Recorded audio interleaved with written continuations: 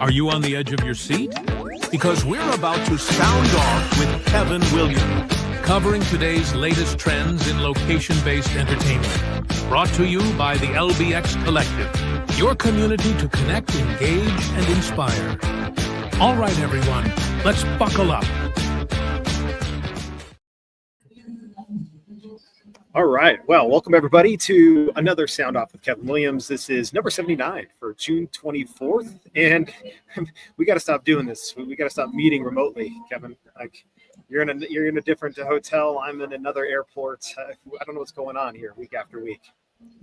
Well, sadly for me, this is going to be the way of things now regarding certain things that have been happening with projects and development that I'm on. So the road is where I'm going to be.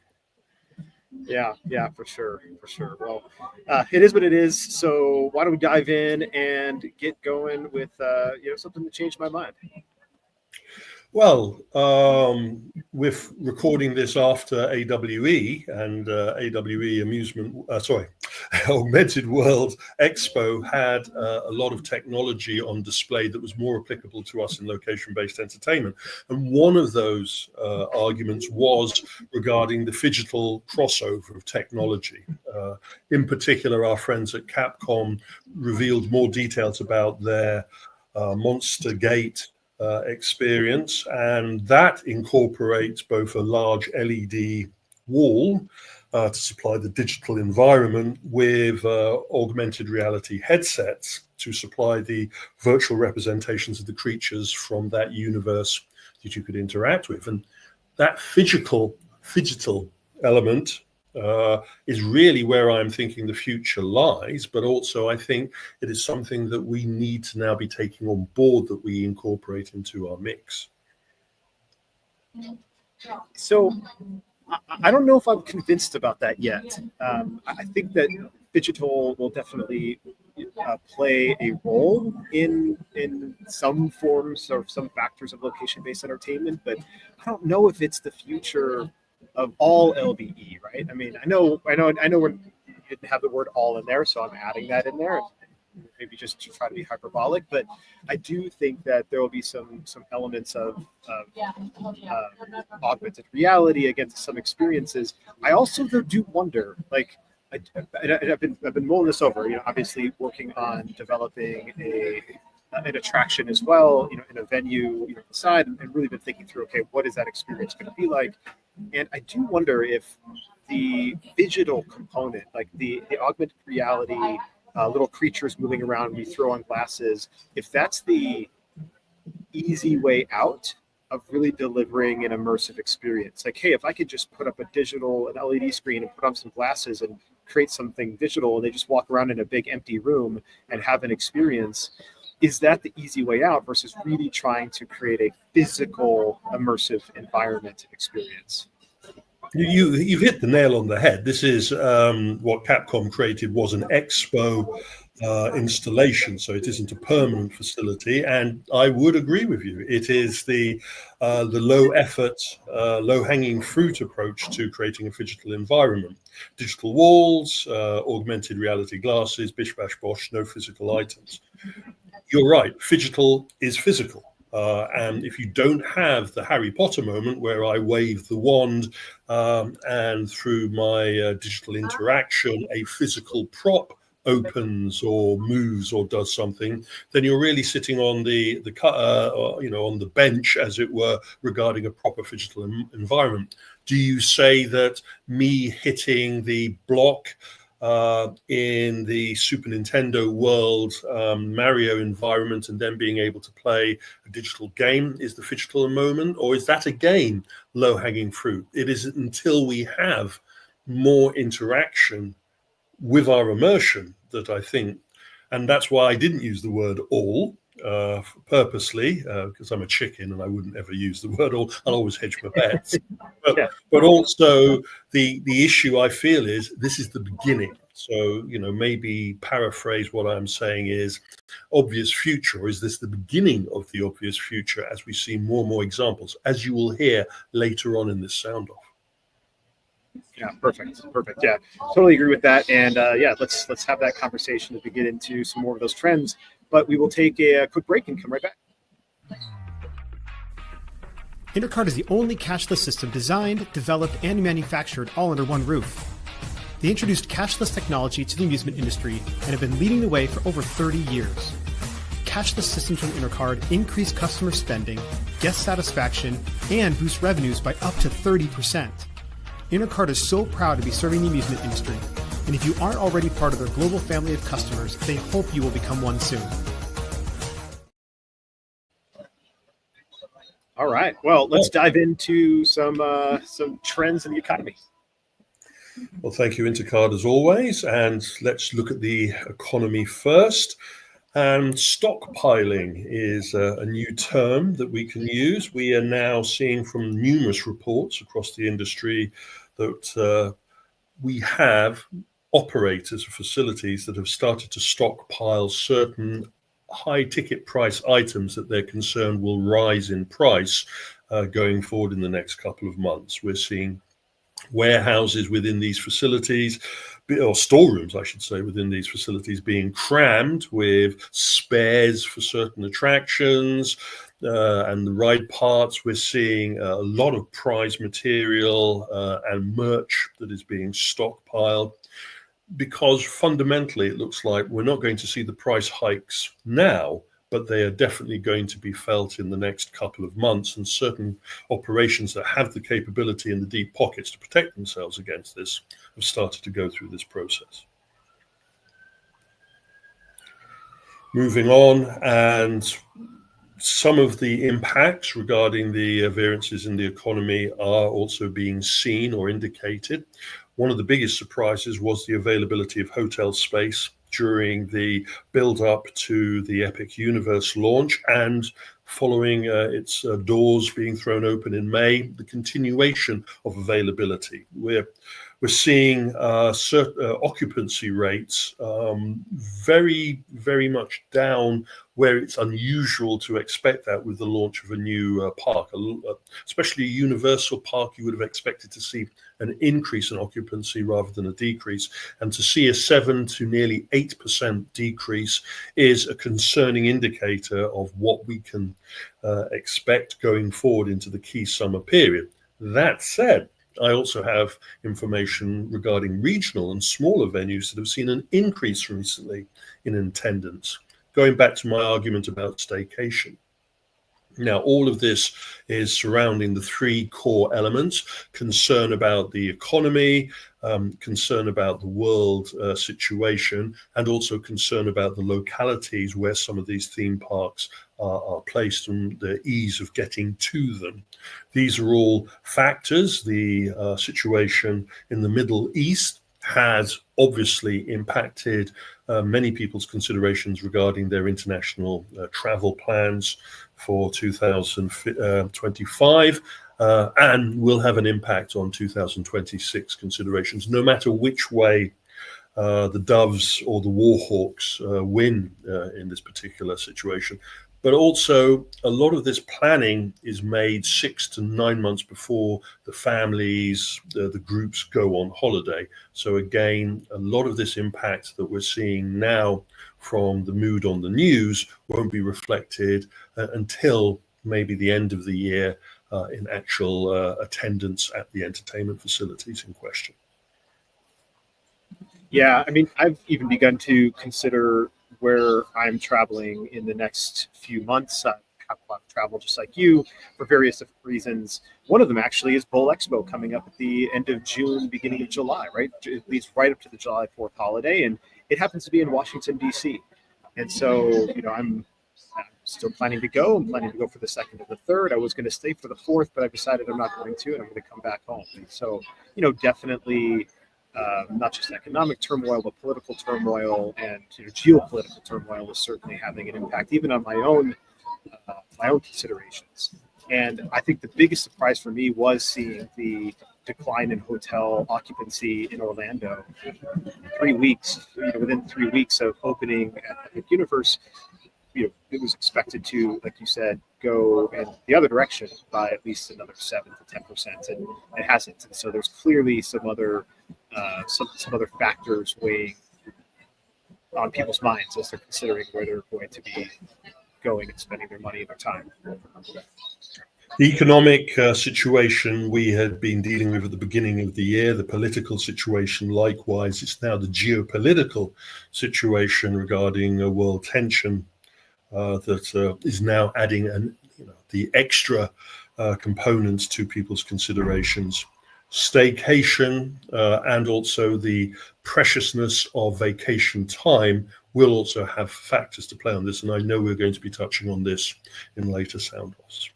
But anyway, moving from the geopolitical situations to the biz in general, and it's our usual gender moment. Now, no, don't worry, they haven't brought anyone else yet that I know of. The clock is ticking and I haven't checked my Japanese feed yet. But I really wanted to share this Japanese slide from a private presentation that was made that gives a much better snapshot of how much Genda has acquired from the North American perspective. Not just America, but also including Canada. And it shows the 4 key acquisitions that we have been reporting on. I noticed that at least one of our news media has now cottoned on to the Barberi acquisition. I'm not sure if I was pronouncing their name right. I'm sorry. But you can kind of see the 10,000 acquisition from NEN. You can see the 2,000 acquisition of facilities, active facilities from the Player One acquisition. And then the 89 and the 1,000 acquisitions of the recent purchases, the new ones. And that is a considerable market representation for a company that wouldn't have been on many people's lips just 2 years ago. And this isn't it. We have more to come. Our sources have made it very clear that both Europe and additional North American facility operations are under the crosshairs of Genda, and we may have, before the end of this month, another announcement to make of a considerable acquisition. Genda all day long. I mean, they just keep rolling. So it's remarkable, frankly, that they've been able to do this, as we talked about before, that they've been able to do this, under the radar, more or less, from any sort of regulatory bodies. I would argue that most of those regularity, get my tongue sorted out. Bodies don't have their radars on at the moment. The regulations and the focus that some of these companies and associations have is elsewhere at the moment. Moving on, and some interesting financial figures, as Brendan was saying, we're recording this in the build-up towards International Bowl Expo. And one of the bowling media services has released some interesting data, sticking the arm into the blender and saying that the amusement games industry is, at a 52.6 billion point is one thing, but then to turn around and say that they expect in 2032 for it to be at a 71.2 billion valuation is a considerable rise. I mean, what will it take to take this industry and inject a 35% increase in business is going to play on a lot of people's minds.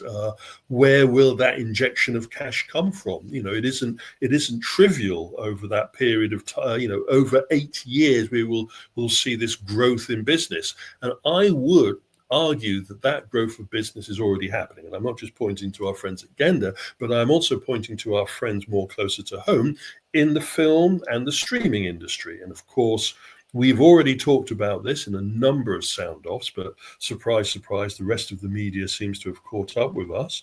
I'll put my ego back in the box, if you don't mind. The issue is that we have now been given a much clearer picture of what the Netflix house operation is going to be.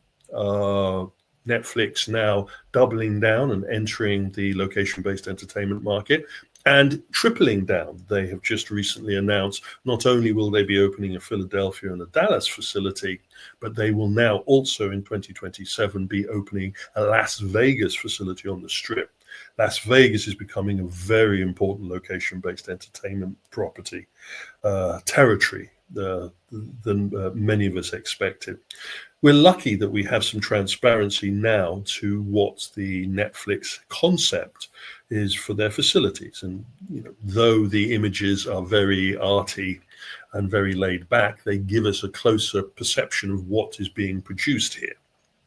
We are now seeing with the Philadelphia facility that the Wednesday property, the One Piece properties, as well as the Squid Games properties will all play a part. In addition to the inclusion of Netflix Bites, I don't know how many of you are familiar with the F&B food and beverage property that Netflix has been trialing in Los Angeles and has also opened in Las Vegas. Surprise, surprise. Tadam is their screening room, their mini cinema concept, and these are core components that will be part of all of the Netflix house rollouts, while the rest of the space is supported by mini golf, by the inclusion of escape rooms, or mission rooms I would prefer to call them, as well as other active entertainment properties, and some amusement. We're told that Netflix Replay will be a component of these facilities, which is fundamentally an arcade on steroids. This is the Philadelphia facility, and we've also been given a snapshot of the Dallas facility with the addition of the removal of the Wednesday IP property and replaced with Stranger Things. This is not unusual.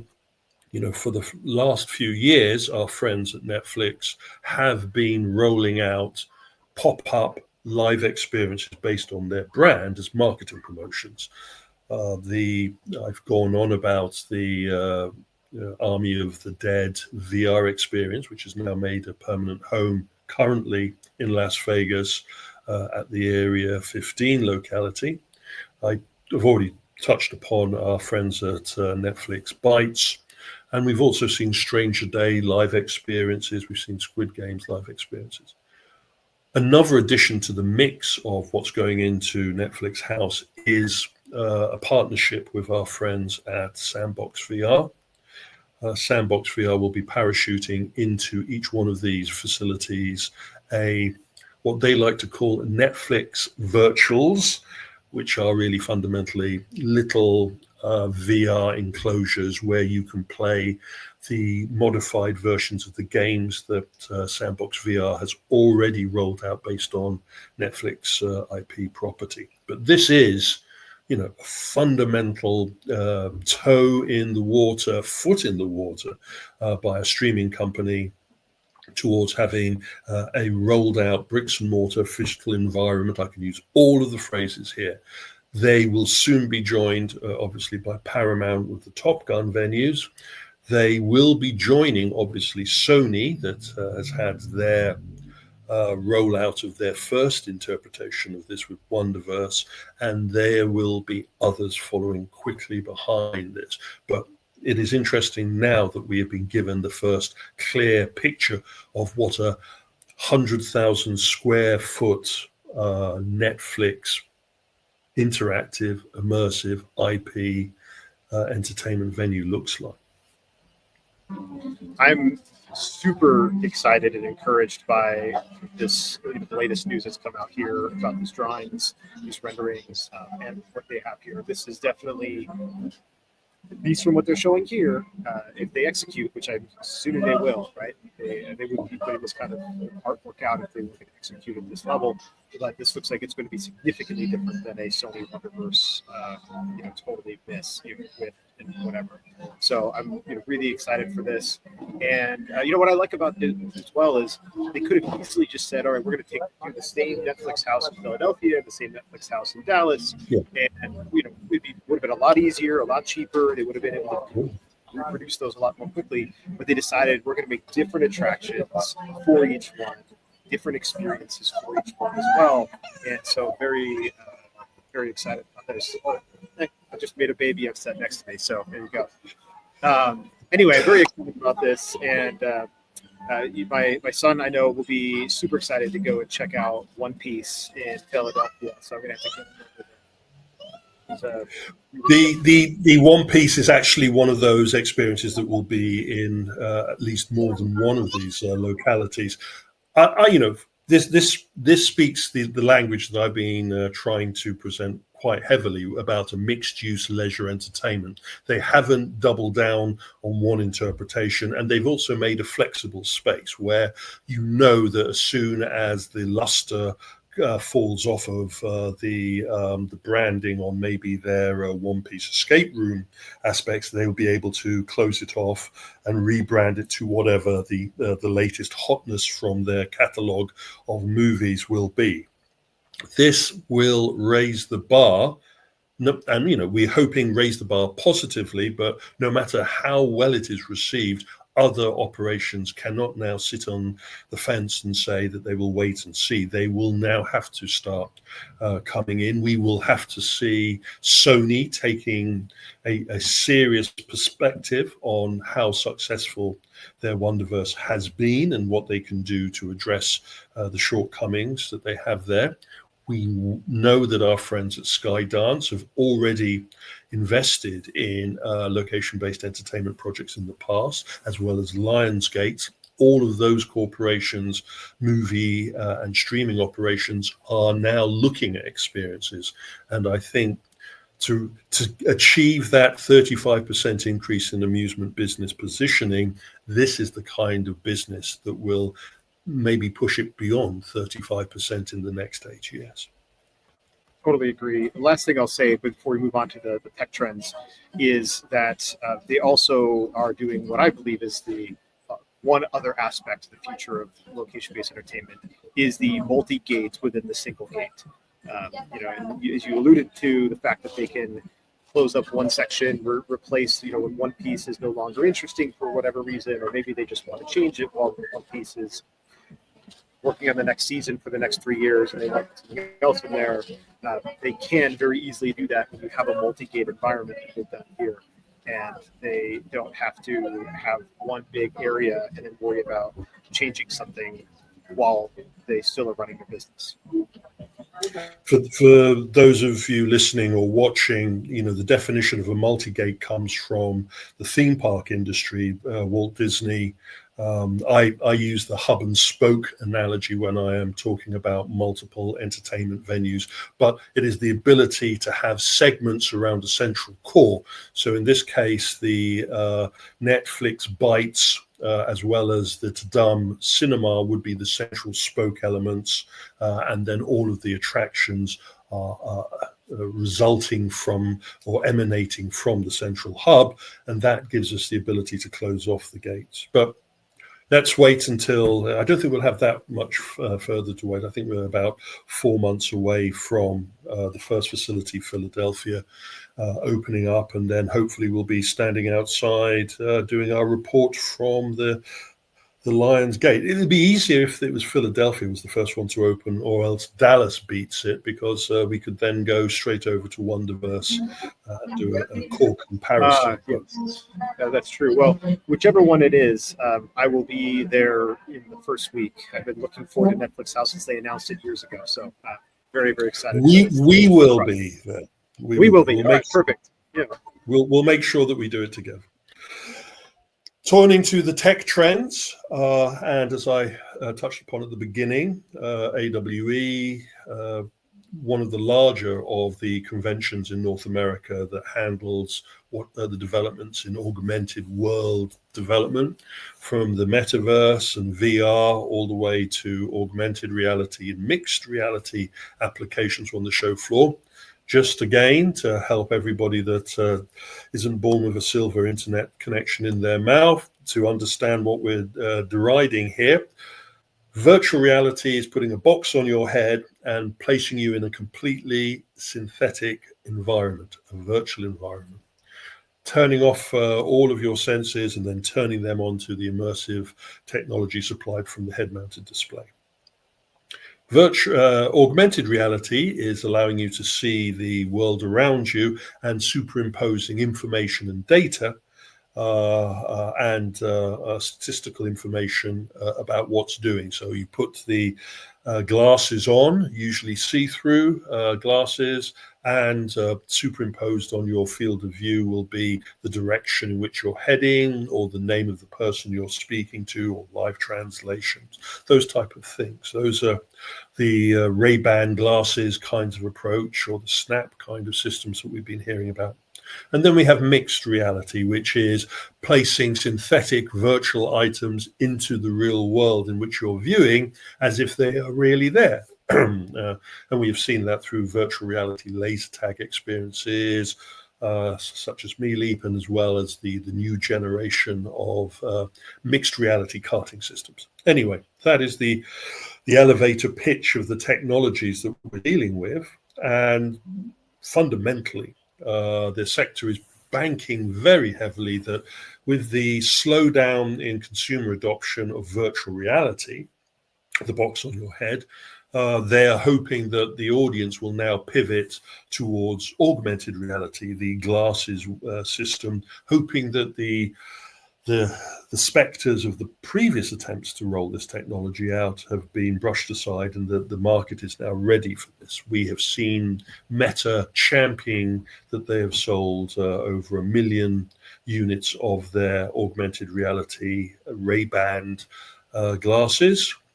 And we are now seeing other companies talking about entering the fray with their interpretations of glasses.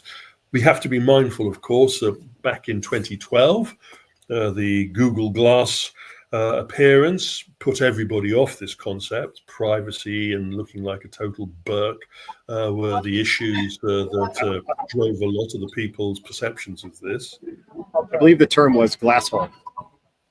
Yeah, I always like the glass hole comment. Yeah, but we have to be nice to Google now. So yes, moving on. And then, of course, in 2018, we had the flurry of people throwing money at our friends at Magic Leap towards getting them to roll out what they promised would be the second coming of the technology, the ability to have an elephant in the palm of your hands or whales swimming around your gymnasiums. Obviously, that never materialized, and the corporation's executives disappeared after trousering vast amounts of money, and the debts were acquired by a Saudi arrangement. So that kind of was a second black eye for the aspirations and hopes for AR. Now we're at that third stage. We've run out of eyes.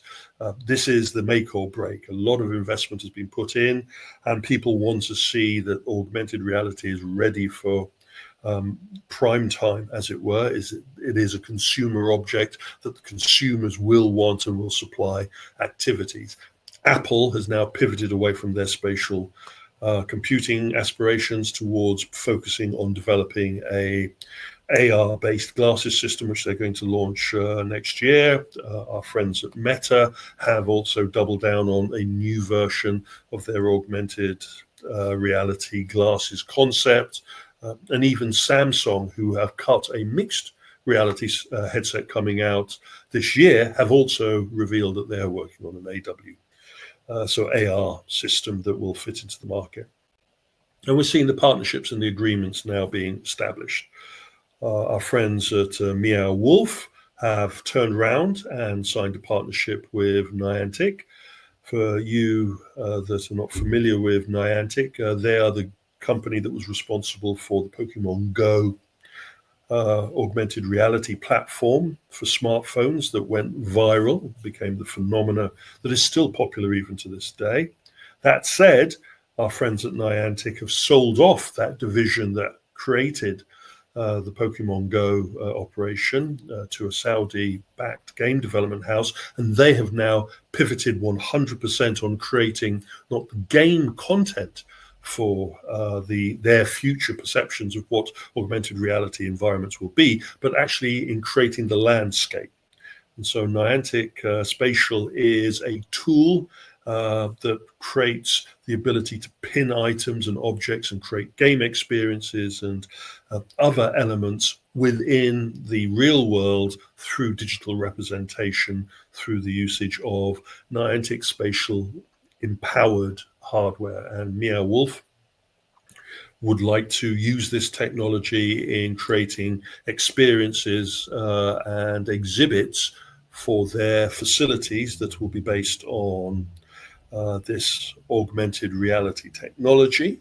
They are currently doing a test, closed beta test of this type of technology using glasses at their Denver space. And they're now looking at rolling that out into a public demonstration and maybe incorporating this in their new New York facility. So starting off with location-based and then looking at a consumer application going forwards. Niantic has also partnered with our friends at Spatial, at Snap to incorporate their spatial technology into the glasses that Snap are working the Spectacle range of systems, which during AWE it was announced will be rolled out in next year as a full consumer released product. Snap feels that there is about 400,000 AR developers out there that will need to have a development platform to get the most out of what can be achieved with their augmented reality glasses. And it will be interesting to see some of the content that will be created for this and other platforms. The other interesting thing about this, of course, is that Snap isn't just partnering with Niantic Spatial. They've actually invested money into Niantic towards achieving this. And then going on about what I've been talking about previously from the China shows, we're seeing further companies now launching attractions that incorporate some level of augmented reality or mixed reality technology in them. And the well-known Chinese karting system, NiceTat, they have gone through and released their MR chariot concept, which is electric go-karts or electric carts using see-through augmented reality game experience.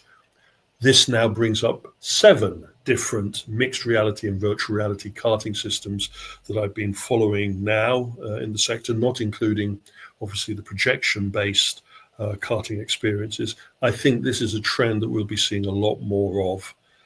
Your feelings about the AR revolution in our sector, Brandon?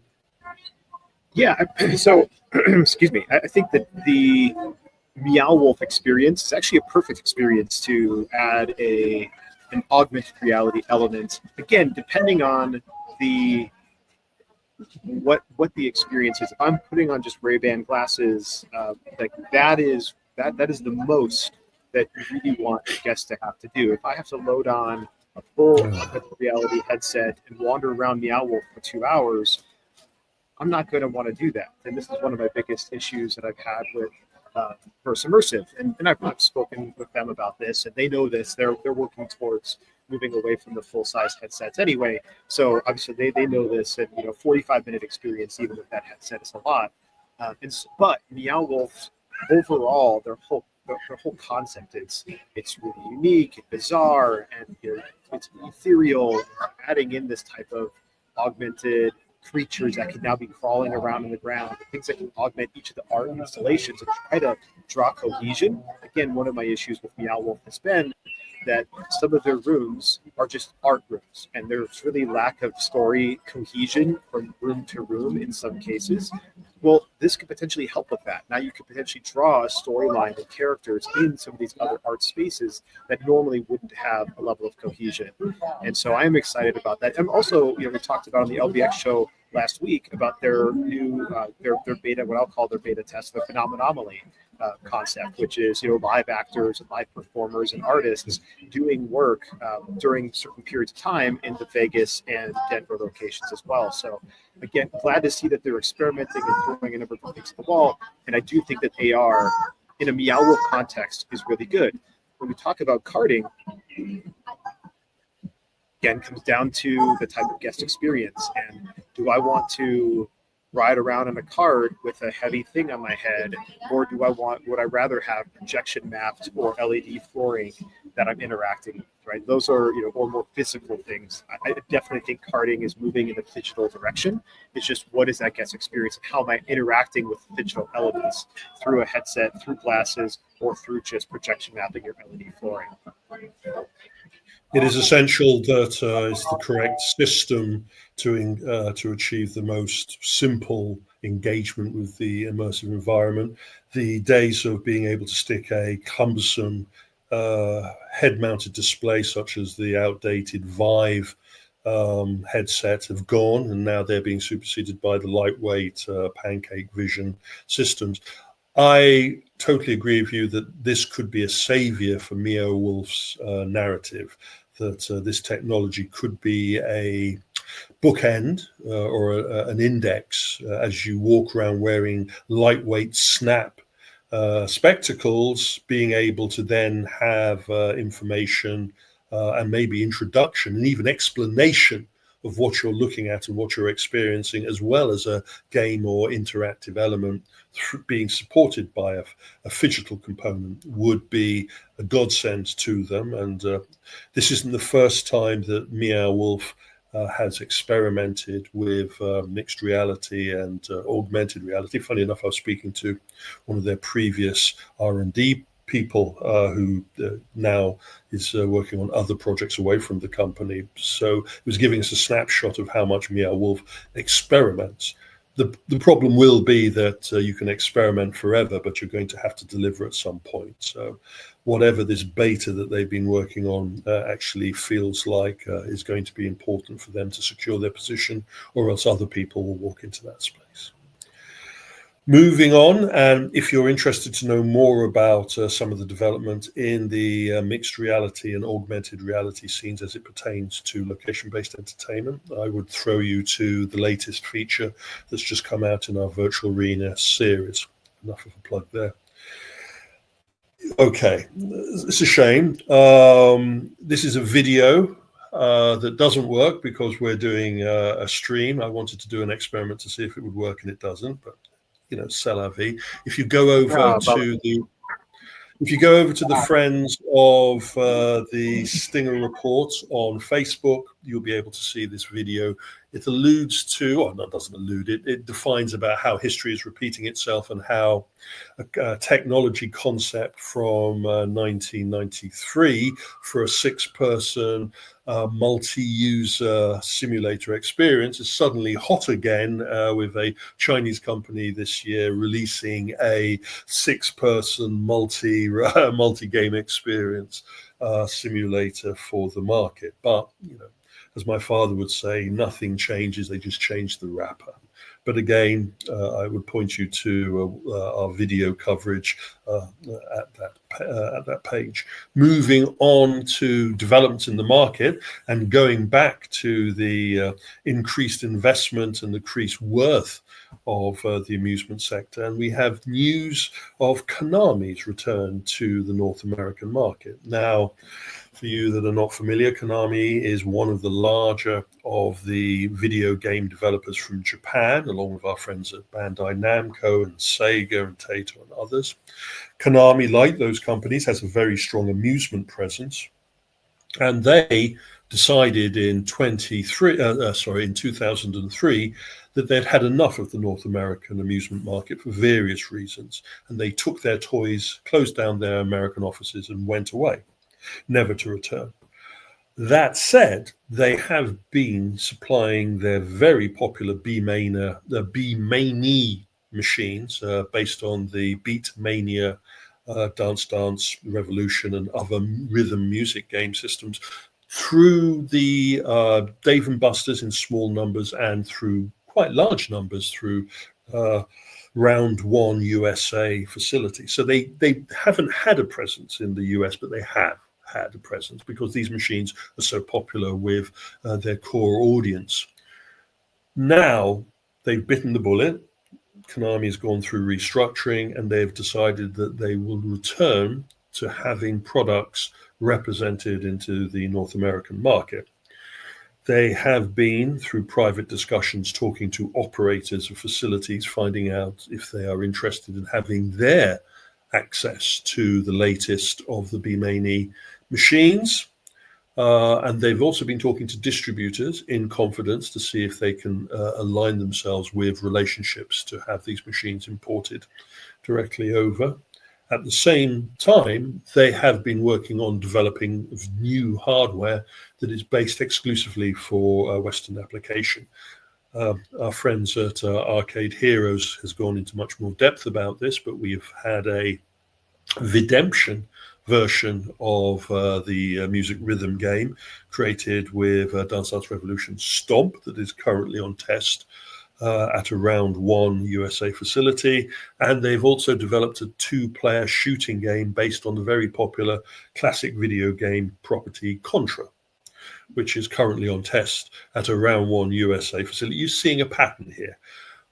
Just for the uninitiated, Konami in Japan has a very close relationship with Round One Japan, which is the Japanese bowling facility operation chain, which has seen some very strong successful business over the years and has been expanding their Western representation. Funny enough, our friends at Round One have had a very close relationship with Genda going forwards through the Kiddleton chain and also the acquisition of the Bandai Namco Entertainment Puckman entertainment facility in Chicago. So all of these, I feel like that guy in the meme with all of these pictures on the wall and all these pieces of string connecting them together. You're not paranoid, they are out to get you. The issues here with Konami returning to the market shows that the water now is much more applicable to having a North American representation. I don't know if that is encouraged by Genda developments in this market or just the general appetite now of the international audience to have an out-of-home entertainment representation. The reason why Konami really has been very wary of releasing their B-Mani machines into the Western market officially rather than these casual grey imports is broken down into 2 components. First component being licensing of the music. That is a difficult and complicated and expensive process. And number 2, dealing with the distributors. The feeling was at the time that Konami was badly treated by its representation through its distributed products, that they were led down some dead ends and that they were saddled with some considerable debts and unsold products by 2003. And they just felt that was unacceptable and they pulled themselves out of the market. Konami still has a presence in the US through their gaming and casino machine operation, as well as through their consumer games operation. But regarding amusement, till now, they have not had that presence. And it will be fascinating to see if they will decide to come to the trade shows themselves, or if they will partner with a new distributor, towards having their products represented. But at this point in time, all bets are off, and they are literally starting the re-engagement with the North American market, which will be very fascinating, not just because of availability of a new range of products for operators, but the knock-on effects that will have for Andamiro and for Step Revolution, who have had the rhythm game market to themselves for a period of time. Yeah, I think this will be. It has the inklings of the beginning of a trend that we've talked about, whether it was on this show or just offline, is this shift or beginning of shift to see some of these manufacturers selling direct to the market, not through distributors, having a presence where they're forming sort of tight partnerships with the Dave and Buster's or Round One, but then as a result they get some visibility into that market, and then consumers see them, and then other venues then have a motivation to go direct to these partners, right? It's one of the reasons why we've seen success like in Allen One being able to go direct at some level to the market with some of their concepts. So the indie operators are getting more success going direct. Will we see more of these manufacturers finding success going direct versus through a distributor? I think we will see manufacturers going direct more and more. Perfect example of using Allen One. One of the points I didn't bring up regarding the initial conversations that Konami has been having with independent facility operators in North America has been the possibility of doing revenue sharing with these machines being deployed. And speaking of operations looking at offering unique direct sales kinds of relationships, we've just heard the news that our friends at Unis have come up with a brand new concept, a plug and play arcade facility concept that builds upon the popularity of the crane. Now, this is the latest plug and play installation opportunity that Unis has done. We've already touched upon their emoji arcade concept, which has been rolled out in a number of locations in North America as well as in Asia. Now they are promoting the Trade Up Crane Store, catchy name, concept, which will fundamentally build itself on the trend that we've been charting in Open and Shut and also touched upon, which is the new wave crane machines and the new way for the audience to play these new wave crane machines. One of those is Trade Up, where you collect multiple items of a certain prize while you're playing these machines, and then you're able to go to the prize center and hand in X number of smaller items for a larger item of merch or prizeware that you want. This trading is a brand new concept. Some of the new crane new wave crane chain facilities have been employing this approach. It moves away from the traditional crane machine luck and flaw that we've seen, where traditional crane machines have had little skill and a lot of deviation in them. Now we're seeing the crane machines going back to being skill-based, but also skill-based with a level of engagement with the playing audience that is much older than the traditional users of these crane systems. Not much information about where the first of these facilities will be rolled out from Unis. I think we're at an early stage of discussions here.